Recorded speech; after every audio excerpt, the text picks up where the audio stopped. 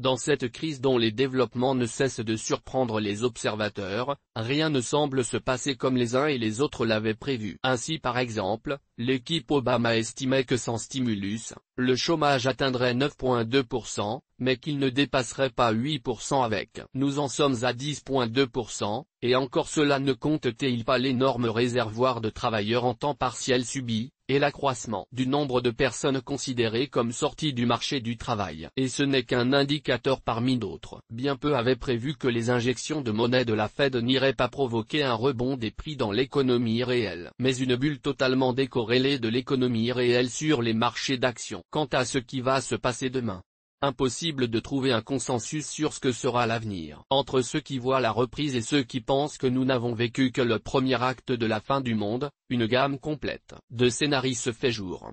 Inflationniste, déflationniste, à la japonaise, à la façon de 1929, avec ou sans effondrement du dollar, ou de l'euro, et que sais-je encore. Le propos de ce qui suit n'est pas d'expliquer ce qui va se passer, si je le savais, je serais riche, mais d'examiner les scénarios les plus négatifs et positifs possibles, et surtout, d'imaginer quelles sont les décisions politiques qui pourraient les favoriser ou les empêcher. Point de départ des trois scénarios. Poursuite de la crise bancaire. Le fait est que les banques américaines ne sont pas sorties de la crise et n'en sortiront pas de sitôt. On attend une nouvelle vague de lourdes pertes liées au réseau contractuel des prêts primates aux variables, ALT A, ARM, etc. Sans oublier des difficultés croissantes du côté des opérations de firmes de private equity financées par la dette, LBO, et des craintes lourdes du côté de l'immobilier commercial. Et, cerise sur le gâteau, le scandale mère, qui pourrait gravement compliquer l'exécution des faillites bancaires. Pour s'en tenir à l'immobilier résidentiel, environ 60% des maisons américaines étaient assorties d'une hypothèque, le crédit ayant soit servi à payer la maison, soit servi à consommer divers biens et services en apportant la maison comme garantie. Sachant que 8 de ces hypothèques sur 10 ont été originées ou rechargées pendant la bulle, on peut considérer que si les prix immobiliers reviennent à leur niveau d'avant-bulle, voire, comme cela est probable, font un passage en dessous, alors une bonne moitié des maisons américaines seront assorties d'une hypothèque restant due supérieure à la valeur de la maison.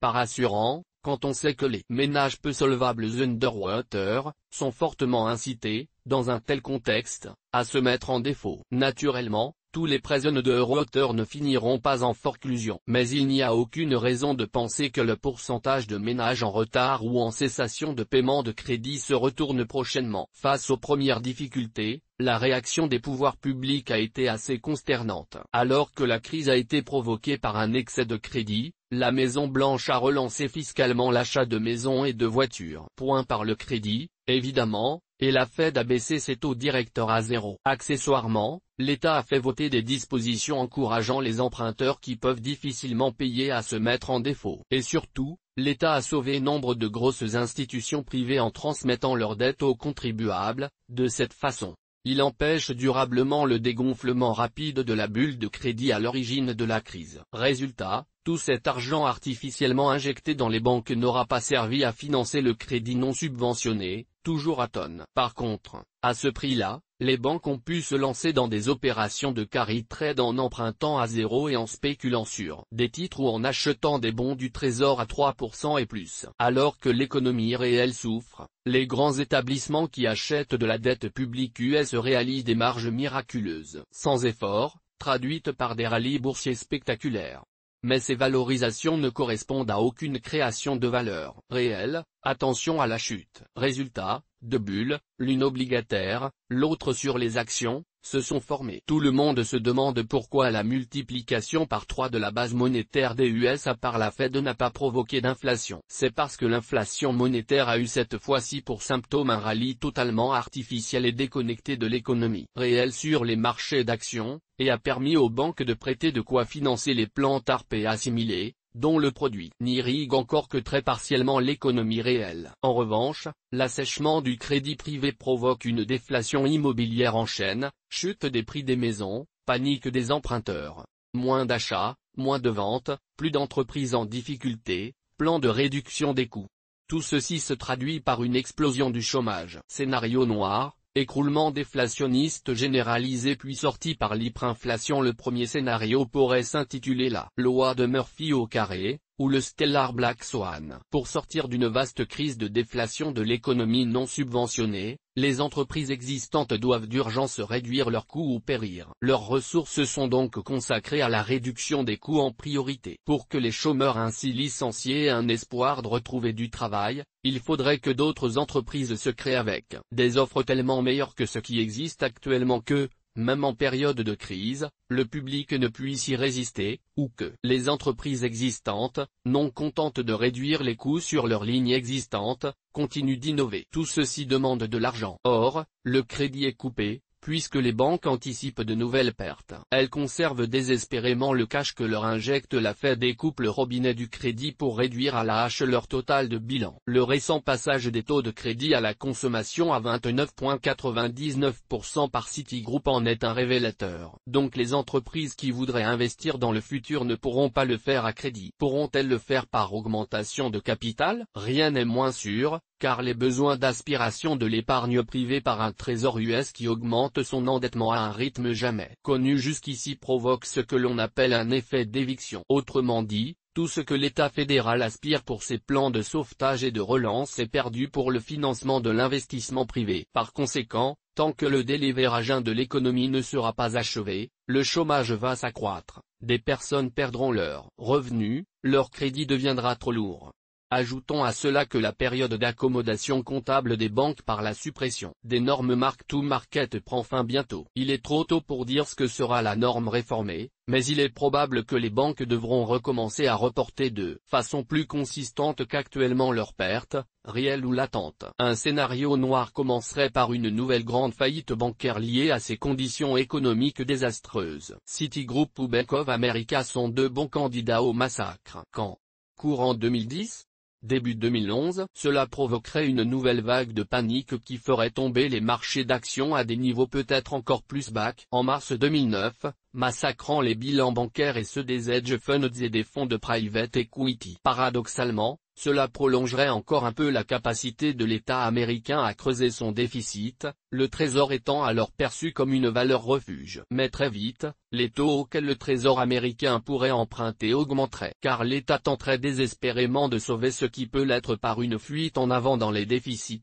alors même que les recettes fiscales subiraient un nouveau recul massif. L'arrivée en fin de droit de nombreux chômeurs, une nouvelle chute des rentrées fiscales obligeant États et cités à licencier massivement leurs services publics, et l'augmentation corollaire du nombre de SDF, pourrait laisser, à terme, 25% de la population sans revenu. Naturellement, ces gens créeront leur propre emploi, et accepteront des boulots en dessous du minimum fédéral simplement pour pouvoir manger, ou se chauffer l'hiver. Les salariés encore employés n'auront, quant à eux, aucun pouvoir de négociation sur leurs salaires qui stagneront ou diminueront. Cela ne serait pas sans conséquence sur le maintien de l'ordre public. On pourrait même voir un phénomène étrange, une fois la déflation du crédit achevée, et l'économie en miettes, le nombre de dollars remis en circulation par la Fed se révélerait incroyablement supérieur à l'offre productive sur le marché. Nous pourrions donc assister, non pas à une stagflation, comme dans les années 1970,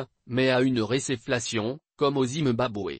Les détenteurs de dettes américaines seront bien sûr spoliés par cette inflation. On peut même s'interroger si, dans une telle éventualité, certains États plus vertueux que d'autres ne verraient pas des revendications sécessionnistes se faire jour. Après tout, pourquoi le Texas, bien moins mal géré que la Californie ou la Floride, devrait-il supporter les conséquences d'un désastre créé par d'autres? Les USA renonçant, faute d'argent, à jouer les gendarmes du monde, celui-ci devient plus instable. Un conflit nucléaire majeur éclate au Moyen-Orient, seul notre complexe de supériorité occidentale et notre prudente tenue à l'écart feront que ce conflit ne sera pas baptisé Troisième Guerre mondiale. Le terrorisme connaît une nouvelle vague plus meurtrière que les précédentes. De là à dire que le capitalisme cogéré par les élites financières et la haute fonction publique pourrait connaître une fin aussi dure que le communisme, je n'y crois pas. Même dans mes moments de déprime les plus intenses, le peuple américain est resté remarquablement discipliné lors des années 1930. Mais des épisodes durs ne sont pas impensables, avec des conséquences internationales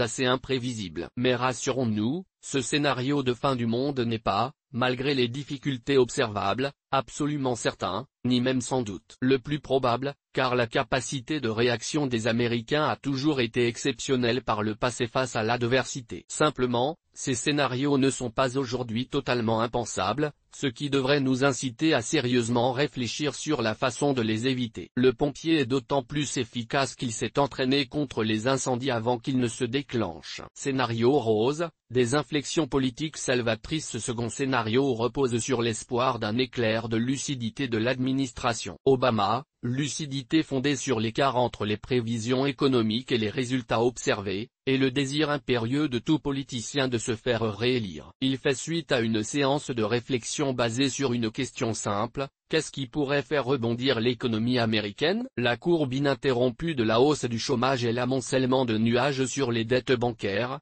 et sur la dette publique, fait prendre conscience à M. Obama que les conseils qu'il a écoutés jusqu'alors étaient mauvais. De plus, les négociations avec le Congrès pour relever les limites du plafond d'endettement admissible de l'État prennent un tour inattendu. Une majorité bipartisane exige de l'administration un vrai plan d'austérité budgétaire pour accepter un tel relèvement, que l'administration doit accepter pour éviter le défaut de paiement sur sa dette. De surcroît, des barrières juridiques tombent, et des membres du Congrès sont soumis à des enquêtes pour de supposées malversations. Durant la bulle des subprimes, notamment, ceux qui ont bénéficié de trop de largesse du PDG de Countrywide, Angelo Mozilo, sont dans l'œil du cyclone, ainsi que Tim Geithner, l'ex-patron de la Fed de New York, englué dans le scandale AIG, qui est viré peu après les élections de mi-terme. Les Tea Party reprennent de plus belle et lors de ces élections de mi-mandat, une dizaine de candidats libertariens, indépendants ou avec l'investiture du Parti républicain, sont envoyés au Sénat, et un nombre plus important encore à la Chambre. D'ailleurs, ces candidats sont le plus souvent des ex-républicains qui comprennent qu'ils doivent sortir de l'ornière néo-conservatrice. Dans ce contexte,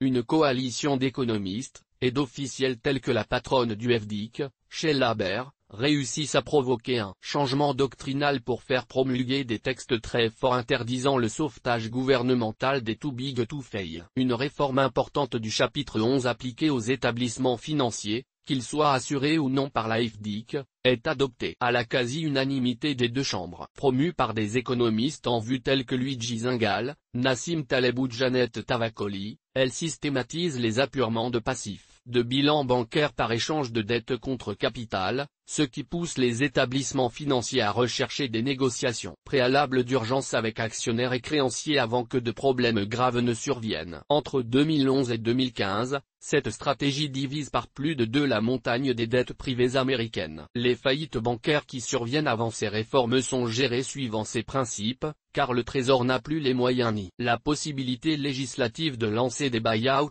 massifs, et le système financier tient, qu'à un cas, mais tient quand même l'année charnière 2010, après être passé à un cheveu de la catastrophe. Résultat, l'amélioration des bilans des entreprises permet dès 2011 un très fort redémarrage de l'investissement. La Chine, dont les excédents commerciaux avec les USA se réduisent, mais restent conséquents, multiplie les messages d'avertissement aux Américains, forçant ceux-ci à se montrer encore plus raisonnables, ce qui redonne confiance aux détenteurs internationaux de capitaux dans le futur de l'Amérique. Obama lui-même comprend que sa réélection dépend de sa capacité à mettre en sourdine ses pulsions socialisantes, et passe un accord budgétaire bipartisan avec les libertariens du GOP et hors GOP, prévoyant une réduction rapide et drastique des dépenses et du déficit, grâce notamment à l'arrêt des aventures militaires étrangères tous azimuts, et la mise en place de chèques éducation partiellement financés par des fondations privées au plan national, qu'il fait avaler à son propre parti. Une réforme majeure de la Social Security, premier étage de retraite par répartition, est également adoptée, mettant à l'abri de la banqueroute pure et simple le trésor public. Ce mouvement de maître achèvera de semer un peu plus la division au sein du GOP et assure à Obama une facile et assez brillante réélection. En 2012, alors que tout le monde le donnait à la rue après les élections de mi-term 2010. Quelques années plus tard,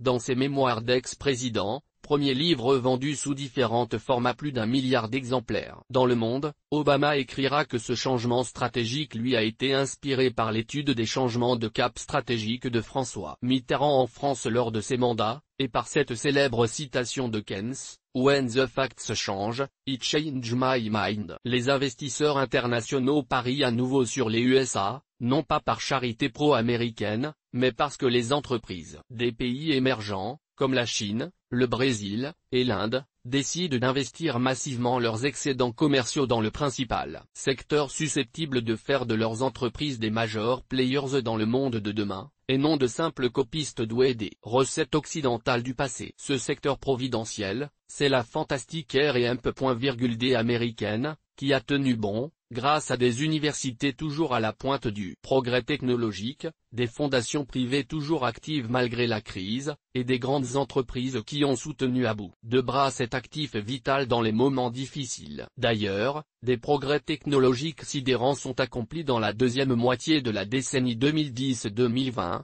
ce qui popularise les théories de l'accélération perpétuelle du progrès. Notamment, le stockage bon marché de l'électricité devient une réalité, occasionnant une véritable révolution énergétique. Les nanotechnologies permettent de remplacer des métaux rares dans des dizaines d'applications. Des piles à combustible à faible coût, des algues fabriquant des pétroles de substitution, et bien d'autres nouveautés, révolutionnent les secteurs de l'énergie, des transports.